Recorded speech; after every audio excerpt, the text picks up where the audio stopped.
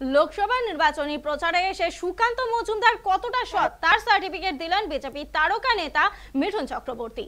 শুক্রবার সন্ধ্যায় বালুরঘাট কেন্দ্রের প্রার্থী সুকান্ত মজুমদারের সমর্থনে দক্ষিণ দিনাজপুর জেলার তপন হাই স্কুলে মাঠে নির্বাচনী প্রচারে যান মিঠুন। সেখানে বলেন বিজেপি যাকে তাকে প্রার্থী করে না। বিজেপির এমন কোনো নেতা নেই যারা দুর্নীতি, চুরি বা অন্য কোনো অপরাধের সঙ্গে জড়িত।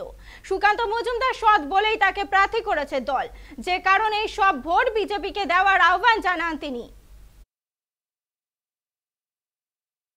পার্টি কি দুর্নীতিগ্রস্ত পার্টি?